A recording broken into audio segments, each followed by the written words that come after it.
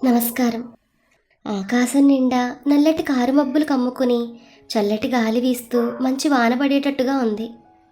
Bengaluru training కోసం వచ్చిన పుష్కర్ ఆ రోజు ఆదివారం కావడంతో గెస్ట్ హౌస్ బాల్కనీలో నిలబడి వేడివేడి టీ తాగుతూ అందమైన చల్లటి వాతావరణాన్ని ఎంజాయ్ చేస్తున్నాడు. ఈ మధ్యనే పెళ్ళైన పుష్కర్ ఓ నెల్లాళ్ళు బెంగళూరు ట్రైనింగ్ కోసం రావడం, ఆషాఢమాసంలో భార్య లావణ్య పుట్టింటికి వెళ్ళడం ఒకేసారి జరిగాయి. అలా టీ తాగుతున్న పుష్కర్కి అందమైన తన భార్య లావణ్య రూపమే మాటిమాటికి గుర్తొస్తుంది. రొమాంటిక్ ఆలోచనలు అతని బుర్రను వేడెక్కిస్తున్నాయి. ఏంటో చక్కగా ఇలాంటి వాతావరణంలో లావణ్య పక్కనే ఉంటే ఎంతో ఎంజాయ్గా ఉండేది. కానీ ఏం చేస్తాం, తనకు ఆ యోగం లేదనుకుని నిరాశగా కుర్చీలో వెనక్కి వాలి మెల్లగా కళ్ళు మూసుకున్నాడు. అతని ఆలోచనలు గతంలోకి జారుకున్నాయి. ఒరే పుష్కర్, కాస్త తొందరగా రెడీ అవు నాయనా, అవతల వజ్యం వస్తుందని మీ నాన్న కంగారు పడిపోతున్నారు. పెళ్లి చూపులకు రెడీ అవుతున్న పుష్కర్ను తల్లి మరోసారి తొందరపెట్టింది. అమ్మా, ఇదిగో వచ్చేస్తున్నాను అంటూ ఎంతో అందంగా తయారైన పుష్కర్ వెళ్ళి తల్లి పక్కన కూర్చోవడంతో కారు మెల్లగా ముందుకు కదిలింది. కారు గమనంతో పాటుగా పుష్కర్ ఆలోచనలు కూడా తను చేసుకోబోయే అమ్మాయి గురించే సాగాయి. ఆ రోజు వాట్సాప్లో లావణ్య ఫోటోను చూసిన వెంటనే ఆ మరుక్షణంలోనే తను నాకెంతగానో నచ్చింది. ఒత్తైన జుట్టు, విశాలమైన నుదురు, కలువల్లాంటి కళ్ళు, కోటేరు లాంటి ముక్కు, దొండపండు లాంటి అదరాలతో అమాయకమైన గుండ్రని ముఖం ఎంతో అందంగా ఉంది. చేసుకుంటే ఈ అమ్మాయినే చేసుకోవాలని నిర్ణయించుకున్న పుష్కర్ ఆమెతో ఫేస్బుక్ పరిచయం, చాటింగ్లో ఒకరి గురించి మరొకరు బాగా తెలుసుకోవడంతో ఆమెనే పెళ్లి చేసుకోవాలని నిర్ణయించుకున్నాడు. ఇప్పుడు జరగబోయే పెళ్లి చూపులు నామమాత్రానికే. పుష్కర్ లావణ్యను తన భార్యగా ఏనాడో ఊహించుకున్నాడు. అదే విషయం ఆమె చెప్పేశాడు కూడా. అయితే పెద్దల మాట కాదనలేక ఇప్పుడు ఇలా పెళ్లి చూపులకు బయలుదేరాడు. కట్నం గురించి మాట్లాడొద్దని ఇంట్లో నుంచి బయలుదేరే ముందే తల్లిదండ్రులకు అతను ఖచ్చితంగా చెప్పేశాడు. ఒరే, నువ్వు మమ్మల్ని అర్థం చేసుకున్నది ఇంతేనా? మనకు దేనికి లోటు లేదు. మరి అటువంటప్పుడు నేను కట్నం తీసుకుంటాను ఎలా అనుకున్నావు? నీకు తెలుసో లేదో, నేను కూడా మీ అమ్మను కట్నం లేకుండానే చేసుకున్నాను. మీ అమ్మ వచ్చిన వేళ విశేషం మనకన్నీ కలిసొచ్చి ఈనాడు మనం మంచి స్థితిలో ఉన్నాం. మాకు ఎలాగూ ఆడపిల్లలు లేరు. ఇప్పుడు రాబోయే కోడలతో మాకు లోటు కూడా తీరిపోతుంది. నేను కోరుకునేది ఒక్కటే, వచ్చే ఆ అమ్మాయి నిన్ను ప్రేమగా చూసుకుంటే చాలు. అందుచేత నువ్వు ఆ విషయంలో నిశ్చింతగా ఉండు. మాకు కట్న కానుకలు ఏమొద్దు, పెళ్ళి మాత్రం మా తాహతకు తగ్గట్లుగా జరిపించండి చాలని చెప్పి ఈ రోజుల్లో చాలామంది తెలివిగా చెబుతూ అనవసర ఆర్భాటాలు గొప్పలకు పోయి ఆడపిల్ల వాళ్ళ చేత చాలా డబ్బు వృధాగా ఖర్చు పెట్టించేస్తున్నారు. కానీ అటువంటి వంకలతో నేను వాళ్ళని ఏమాత్రం ఇబ్బంది పెట్టను. వాళ్ళ పెళ్ళి ఎలా చేసినా సర్దుకుపోతాను. కోడలికి మేము జరిపించాల్సిన ముద్దు ముచ్చట్లన్నీ ఆ అమ్మాయి మన ఇంటికి వచ్చిన తర్వాతే హాయిగా జరిపించుకుంటామని తండ్రి నవ్వుతూ అనడంతో అదే విషయాన్ని వెంటనే లావణ్యకు వాట్సాప్లో మెసేజ్ చేశాడు పుష్కర్. అబ్బా, నేను ఎంత అదృష్టవంతురాలని! నిజంగా అలాంటి అత్తమామలు దొరకడం నా పూర్వజన్మ సుకృతం అని ఆమె తిరిగి జవాబు ఇవ్వడంతో ఆనందంగా ఊపిరి పీల్చుకున్నాడు పుష్కర్. కట్ చేస్తే ఒక శుభముహూర్తాన పుష్కర్ జీవితంలోకి ప్రవేశించింది లావణ్య. పెళ్ళైన ప్రతి ఒక్కరి జీవితంలోనూ మర్చిపోలేని మధురానుభూతులు మిగిల్చేది తొలిరేయి. అందుకే ప్రతి జంట ఆ రోజు కోసం ఎంతో ఆతృతగా ఎదురుచూస్తుంది. ఆ రోజు మనసులు కలిసిన వారు ప్రేమతో దగ్గరైతే ఇంకా వాళ్ళ దాంపత్య జీవితానికి ఏమాత్రం డోకా లేకుండా ప్రతి రాత్రి తొలి రాత్రిగానే గడుస్తుందని పెద్దలు చెప్తుంటారు. పుష్కర్ లావణ్యకు ఆ రోజే తొలి రాత్రి. శాస్త్రపరంగా అన్ని లాంఛనాలు పూర్తి చేసి నవదంపతులను గదిలో బంధించి నవ్వుకుంటూ వెళ్ళిపోయారు బంధుజనం. మంచం మీద ఓ మూల సిగ్గుగా కూర్చున్న లావణ్య కేసి ఆరాధనగా చూసిన పుష్కర్ తన దగ్గరికి రమ్మన్నట్టుగా కళ్ళతోనే సైగ చేయడంతో సిగ్గుపడ్డ ఆమె అతని చేతికి పాల గ్లాస్ అందించి ఇంకా మంచం పక్కనే నిల్చోవడంతో ఆమె చేతిని చొరవగా పట్టుకుని తన పక్కనే కూర్చోబెట్టుకున్నాడు పుష్కర్. అలా కూర్చున్న ఆమె తలెత్తకుండా దుప్పటి మీద తన చూపుడు వేళ్లతో వలయాలు చుడుతూ అతను ఇంకా ఏదైనా చేస్తే బాగుండునని అతని చేష్టల కోసం ఎదురుచూస్తోంది. లావణ్య, దేని గురించి ఆలోచిస్తున్నావు? గదిలో మన ఇద్దరమే ఉన్నాం, ఏదైనా మాట్లాడొచ్చు కదా అంటూ ఆమెకు దగ్గరగా జరుగుతున్నాడు పుష్కర్. ఏంటి, రాత్రంతా ఇలా మౌనంగానే ఉంటావా? నవ్వుతూ ఆమె చేతిని తన చేతిలో తీసుకుంటూ అన్నాడు పుష్కర్. అందమైన శరీరం, కుదురైన మీసగట్టుతో మగతనం ఉట్టిపడుతున్న అతని ముఖంలోకి సూటిగా చూడలేని లావణ్య ఇంకా తలదించుకునే ఉంది. ఏంటి లావణ్య, ఇంకా సిగ్గుపడితే ఎలా అంటూ ఆమె చుబుకం పట్టుకుని విరిసి విరియని మొగ్గలాంటి ఆమె బుగ్గ మీద తన పెదవులతో ప్రేమగా తొలిముద్దు సంతకం చేశాడు పుష్కర్. ఆమె కన్నులు అరమోడుపులై సిగ్గుతో బుగ్గలు ఎరిపెక్కాయి. ఆమె మేను పులకించింది. ఆమెకు తెలియకుండానే చిగురుటాకులా మెల్లగా వణికింది. ఏంటి, ఎందుకలా పెరుగ్గా ఉన్నావు? నేను నిన్నేం కొరికి తినేయనులే, కాస్త ఫ్రీగా ఉండు. వాట్సాప్లో ఎంతో హుషారుగా సమాధానాలు ఇచ్చే నువ్వు ఇప్పుడు ఇలా మౌనంగా ఉండడం కాస్త ఆశ్చర్యంగా ఉందే అన్నాడు నవ్వుతూ పుష్కర్. ఎంతైనా తల్లిచోట ఆడపిల్లను ఆ మాత్రం సిగ్గు భయం సహజమే కదా అంది కాస్త మెల్లిగా లావణ్య. అవునులే, అయినా ఇందులో ఎవరికి ముందుగా అనుభవాలుండవు, నాకు కొత్తే మరి. అవును, నువ్వు టీవీలు సినిమాలు చూడవా అని అడిగాడు పుష్కర్. ఎందుకు చూడను, హాయిగా చూస్తాను. ఎందుకలా అడిగారు అంది లావణ్య. ఏం లేదు, సినిమాల్లోనూ టీవీల్లోనూ శోభనం సీన్లు చాలా చక్కగా చూపిస్తున్నారు కదా. అవును, నువ్వు పత్రికల్లో వచ్చే ఆ ప్రశ్నలకిచ్చే సలహాలు సమాధానాలు చదువుతావా కొంటిగా అడిగాడు పుష్కర్. చదువుతాను, చాలామంది అమ్మాయిల్లా నేను కూడా దొంగచాటుకొని చదువుతాను సిగ్గుగా చెప్పింది లావణ్య. ఏంటి, దొంగచాటుగానా? కానీ ఎందుకు? అయినా సైకాలజిస్టులు చెప్పే దాంట్లో తప్పేముంది? తప్పు లేదనుకోండి, కానీ అలా కొంతమంది పరితెగించి అడిగే ప్రశ్నలకు సిగ్గేస్తుంది బాబు. బాగుంది, ఇటువంటి విషయాల్లో సిగ్గుపడితే మనకే నష్టం. అయినా అన్ని విషయాల మీద అవగాహన ఉండాలి, అప్పుడే మనం ఏ భయం లేకుండా హాయిగా ఉంటామని చెప్పాడు పుష్కర్. నిజమే, కాదన్ను. అయినా వాళ్ళు అక్రమ సంబంధాలు పెట్టుకోవద్దని గట్టిగా చెప్పరు అంది లావణ్య. చెబితే మాత్రం ఎవరు వింటారు? అందరూ అందులో ఏదో ఉందనుకుని తర్వాత ఏం లేదని తెలుసుకుని బాధపడతారు. తెలివైన వారు మాత్రం వారి సలహాలు పాటించి ముందుగానే జాగ్రత్త పడతారు. అవును, మీరేంటి వాళ్ళని అంతలా వెనకేసుకొస్తున్నారు? కొంపతీసి మీరు కూడా ఏమైనా సలహాలు అడిగారా ఏంటి నవ్వుతూ అంది లావణ్య. అడిగితే తప్పేంటి కవ్వింపుగా అన్నాడు పుష్కర్. అబ్బో, అయితే ఏం అడిగారేంటి తిరిగి అడిగింది లావణ్య. ఏం అడగలేదు, ఏదో ఊరికే సరదాగా నిన్ను ఆట పట్టిద్దామని అన్నాను. చూడు, నువ్వు నాకు బెడ్ విషయంలో ఏదైనా లోటు చేస్తే అప్పుడు వాళ్లే నాకు శరణ్యం. అందుకే ఇంట్లో బోల్డని పోస్ట్ కార్డులు ఫోన్ నెంబర్లు ఉంచుకున్నాను అన్నాడు పుష్కర్. అబ్బా, ఇంకా ఆపండి బాబు, అయినా మీకు అవసరం రాదులేండి అంది నవ్వుతూ లావణ్య. అది అలా రా దారికి, అయినా నేనేం అమాయకుణ్ణి కాను, నాకు అన్నీ తెలుసు. కానీ ఏంటో, ఎన్ని నేర్చుకున్నా దాంపత్య జీవితంలో ఇంకా నేర్చుకోవాల్సింది ఎంతో ఉంటుందని మా ఫ్రెండ్ చెప్పాడు. ఏంటి, మీ ఫ్రెండ్ చెప్పాడా? అంటే మీరు మీ ఫ్రెండ్తో ఇటువంటి విషయాలు కూడా షేర్ చేసుకుంటారా అమాయకంగా అడిగింది లావణ్య. అవును, కొన్ని విషయాలు ఫ్రెండ్స్ని అడిగే తెలుసుకోవాలి, ఎందుకంటే పెద్దవాళ్ళను అమ్మ నాన్నలను అడగలేం కదా. పోనీ మీ పెద్దవాళ్ళని కూడా అడిగి తెలుసుకోండి, వాళ్ళైతే ఇంకా అనుభవజ్ఞులు కదా. అప్పుడు అందరి సలహాలు పాటించి కొత్తగా ట్రై చేస్తూ భార్య ముందు మీ సత్తా చూపించుకోవచ్చు అతను ఆట పట్టిస్తోంది లావణ్య. బాగుంది, కొంతమంది సలహాలు పాటిస్తే మనకే మంచిది, అప్పుడే ఆడదాని లోతేంటో తెలుస్తుంది. ఇందులో తెలియడానికి ఏముంది, నీటిలో పడితే ఎవరైనా ఇస్తారు, ఇది అంతే. అయినా చేప పిల్లకు ఒక ఈత నేర్పాలా ఏంటి? అవసరం వచ్చినప్పుడు అన్నీ వాటంతటవే తెలుస్తాయి, లేకపోతే నేర్చుకుంటారు. చక్రలాంటి కళ్ళను గుండ్రంగా తిప్పుతోంది లావణ్య. అబ్బో లావణ్య, నువ్వు చాలా తెలివైన దానివే, నీతో వాదించడం చాలా కష్టం. ఏదేమైనా సంసారంలో భార్యదే పైచేయి అవుతుందని పెద్దలు ఏనాడో ఒప్పుకున్నారు. అయినా నేను నీకు అంత తొందరగా లొంగను, కాస్త దృఢంగా అన్నాడు పుష్కర్. సరే, అది చూద్దాం, ఎవరి పైనో ఎవరి కిందో, ఏమైనా మీరు ఓడిపోతారు కాస్త ధీమాగా అంది లావణ్య.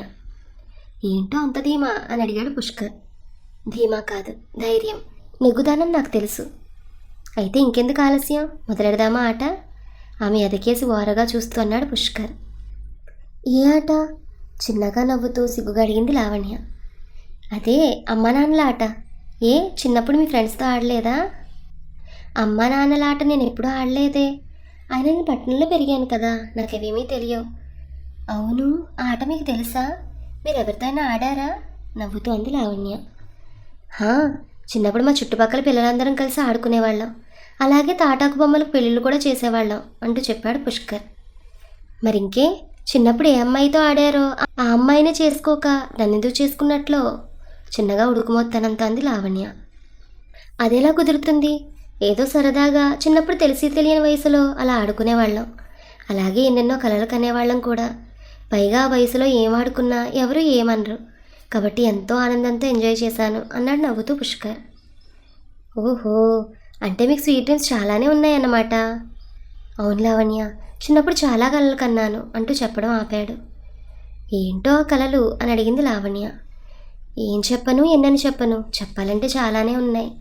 ఓ అందమైన అమ్మాయి భారీగా రావాలని, ఆమె నన్ను ఎంతగానో ప్రేమించాలని, ఇద్దరం హాయిగా ఎప్పుడు చిలకా గోరింకల్లా కలకాలం ఉండాలని, ఇంకా ఏదో చెప్పబోతున్న అతని మాటలకు మధ్యలోనే అడ్డొస్తూ, అయితే మరి మీ కలల రాణి దొరికిందా? అందమైన కాటుక కళ్ళను మరోసారి పెద్దవి చేస్తూ అడిగింది లావణ్య.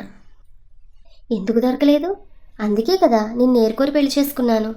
మొదటి కోరిక తీరింది, మరి ఆ రెండవ కోరిక తీర్చడం నీ చేతుల్లోనే ఉంది. ఆమె చేతిని మరోసారి తన చేతిలోకి తీసుకుంటూ అన్నాడు.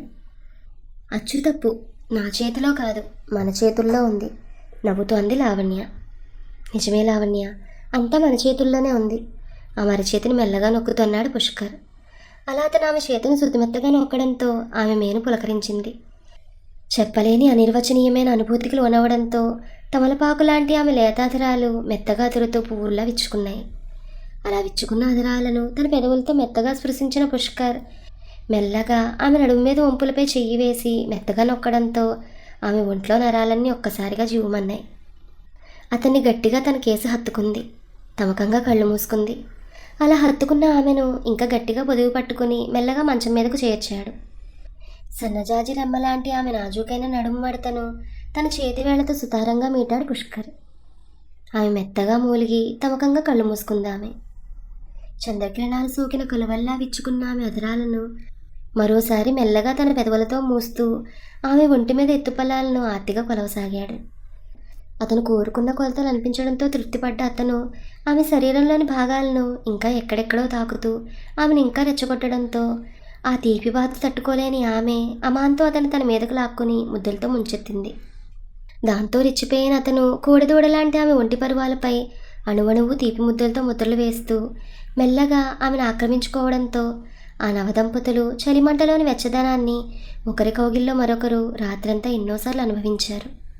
అలా ఎంతో ఆనందంగా ప్రతి రాత్రి ఓ తొలిరాత్రిగా సాగిపోతున్న వారి కొత్త కాపురంలో లావణ్య స్నేహితురాలు రమణి ఫోన్ కలతలు రేపింది.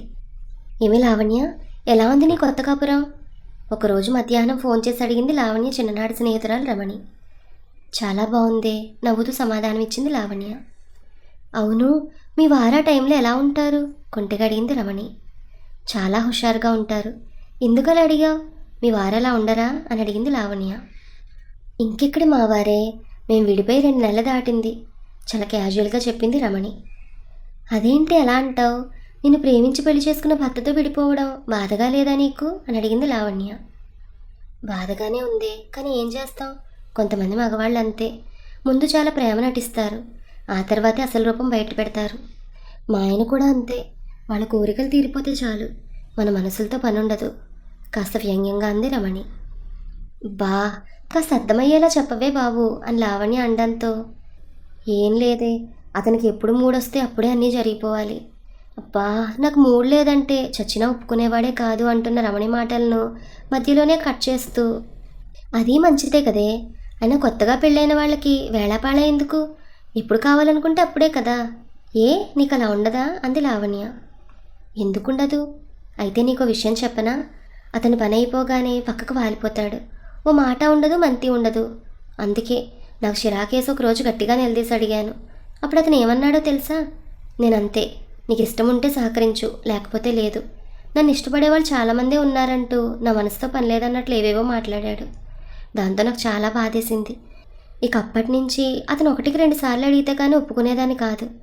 దాంతో ఆయన నా మీద కోపంతో ఆఫీస్ కొలీగ్తో క్లోజ్గా ఉండడం మొదలుపెట్టాడు. ఇక నేనంటే ఇష్టం లేనట్లు నా ముందే ఆమెతో నవ్వుతూ తుళ్ళుతూ మాట్లాడడంతో అతనంటే అసహ్యం వేసింది. అందుకే బ్రేకప్ చెప్పేశాను అని బాధగా అంటూ, చూడు లావణ్య, మగవాణ్ణి మన గుప్పెట్లో పెట్టుకున్నప్పుడే వాళ్ళు మన మాట వింటారు. నువ్వు కూడా మీ వారిని గుప్పెట్లో ఉంచుకో, లేకపోతే మగబుద్ధి ఎప్పుడైనా మారుతుంది, జాగ్రత్త అందామే. చూడు రమణి, అందరి మగవాళ్ళు అలా ఉండరు, అది గుర్తుంచుకో. అయినా ఇందులో నీ తప్పు చాలా ఉందని మరి కొంచెం సేపు మాట్లాడాక ఫోన్ పెట్టేసిన లావణ్య ఆలోచనలో పడింది. పుష్కర్ కూడా అదైన వెంటనే పక్క తీరి పడుకుంటాడు. అంటే అతనికి తన మనసుతో పని లేదా, లేక ఇంకెవరైనా అతని మనసులో ఉన్నారా? అప్పుడప్పుడు ఆయనకు అర్ధరాత్రిప్పుడు ఫోన్లు వస్తాయి. ఎవరైనా అడిగితే ఆఫీస్ కొలీగ్ అంటాడు. అంత అర్ధరాత్రి కొలీగ్ ఫోనా? నమ్మబుద్ధి అయ్యేది కాదు. ఏమైనా రమణి చెప్పినట్లు మగవాళ్ళని నమ్మలేం. ఎందుకైనా మంచిది ఆయనతో కాస్త బెట్టుగా ఉండాలి, అలాగే ఓ కంట కనిపెట్టి ఉండాలనుకుంది లావణ్య. అనుకోవడమే కాదు, తక్షణ ఆచరణలో కూడా పెట్టింది. పుష్కర్ ఆఫీస్ నుంచి వచ్చే సమయానికి చక్కగా ముస్తాబై తలలో మూరడు మల్లెపూలు తురుముకునే లావణ్య ఆ రోజు మామూలుగా ఉంది. అలసొచ్చిన పుష్కర్ అప్పుడు ఆమెను అంతగా గమనించలేదు. అయితే ఆ తేడా అతనికి రాత్రి బెడ్రూమ్లో స్పష్టంగా తెలిసింది. ఏంటి లావణ్య, ఒంట్లో బాగాలేదా? పోనీ ఎవరైనా ఏమైనా అన్నారా? లేక మీ అమ్మ నాన్న గుర్తొచ్చారా? ఎలాగో 6 రోజుల్లో ఆషాఢం వస్తుంది. అప్పుడు నువ్వు మీ ఇంటికి వెళ్ళు. నేను బెంగళూరు ట్రైనింగ్కి వెళ్తానని ప్రేమగా ఆమెను దగ్గరే తీసుకుని నుదుటి మీద ముద్దు పెడుతూ అన్నాడు పుష్కర్. అదేం లేదని పొడిపొడిగా సమాధానం ఇచ్చి లావణ్య అటువైపు తిరిగి పడుకుంది. బెడ్రూమ్లో ఎప్పుడు తనకన్నా హుషారుగా ఉండే లావణ్య మూగపోయిన వీణల మౌనంగా ఉండడం తట్టుకోలేకపోయాడు పుష్కర్.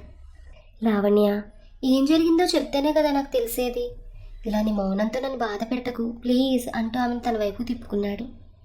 భర్త చేతి స్పర్శ తగలడంతో అంతవరకు ఎంతో నిగ్రహంతో ఉన్న లావణ్య మనసులో ఏదో మూల ఉన్న కోరిక ఆ నిగ్రహాన్ని జయించింది.